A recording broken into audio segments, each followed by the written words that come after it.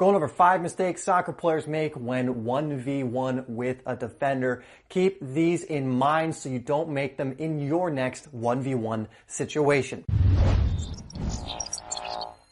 Hey, what's up guys? It's Dave here from Simply Soccer, where we're helping you to improve your game and stand out on the pitch. And on this channel, we release weekly soccer tip, technique, and training videos, all designed to help you do just that. So if you haven't already, consider subscribing and make sure you hit that bell icon as well so you don't miss any new videos that we do.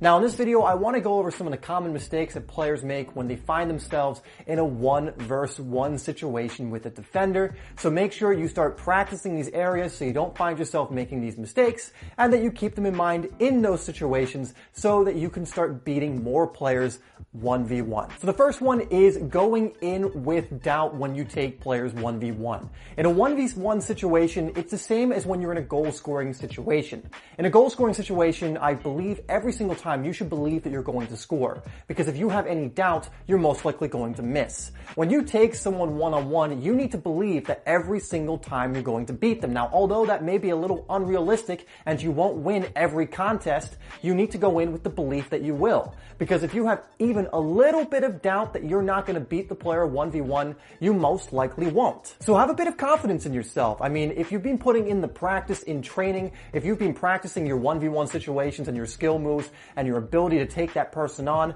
don't doubt yourself going into those situations. Always believe that you're going to beat that player, and you'll find that you will more times than not if you've practiced and you go in with that belief. Number 2 is not taking control. And what I mean by this is allowing the defender to dictate what's going to happen. Now, in some situations, you may not be able to do this because if a defender rushes in at you, you just need to react and try and do as much as you can in that situation. But there are going to be times where you can control what happens. You can put the defender on the back foot. You can do things the defender doesn't like.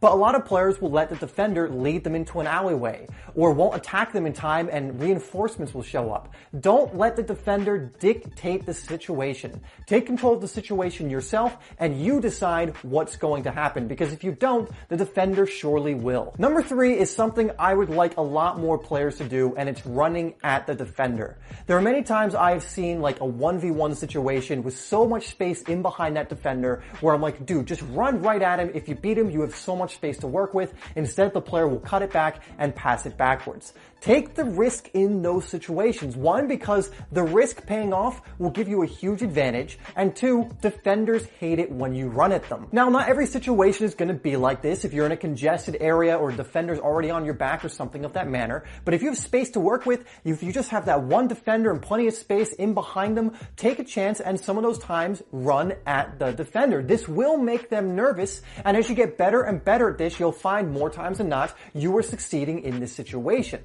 You know, I really love direct players who will run right at defenders and make them nervous. And not only does it make them nervous in that moment, if you succeed, it's going to make them nervous for a lot of the remaining time in the match, because they know a lot of the time when you get the ball, you're going to run right at them. And if they make a mistake while you're running at them, it could result in a goal-scoring opportunity for you, or it could result in something else advantageous for your team, which is the last thing that defender wants. Okay, so number 4 is actually a really big pet peeve of mine when I see it happens, and it's letting the defender recover.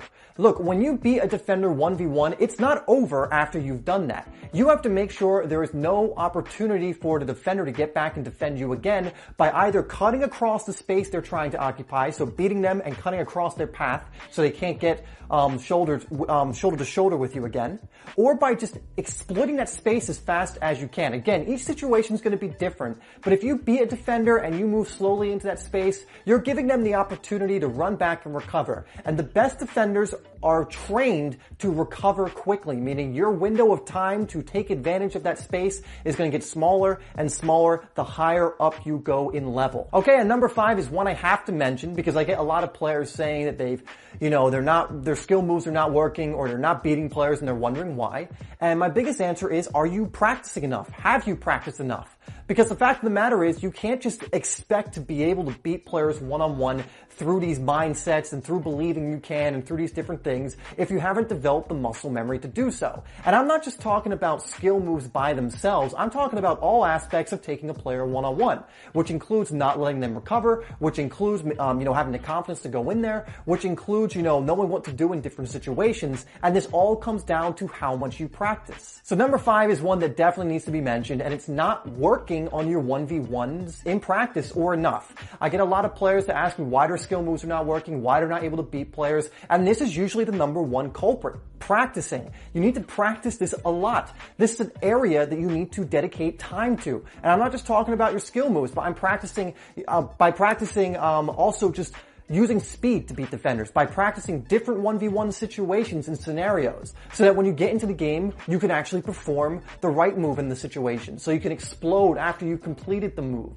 so you know what to do in each situation. Because if you get in a game and you don't know what to do in those situations, well, you're going to lose the ball more times than not. So take everything else I've said, remember all of the things I've said, make sure you work on those areas of your game, but also make sure you're working on this in training, doing skill moves, using speed to move into space, bursting after completing a move, and all of that, because the more you practice that stuff the better you're going to get at this area. Alright guys, thank you for watching. Let me know in the comments anything else you think a player should keep in mind when they're going 1v1 with a player, or are there any other mistakes you see players making all the time when they take someone on 1v1? Let me know in the comments. Guys, once again, thank you so much for watching this video. I would appreciate it if you hit that like button, if you enjoyed this content, and also to share it so you can help the channel to grow. If you are new to Simply Soccer, please hit that subscribe button, and as always, I'm going to put 2 other videos up here on the screen so you can continue watching and learning and becoming a better player. Also, if you haven't already, make sure you get my free ebook, Game Changer. I will have it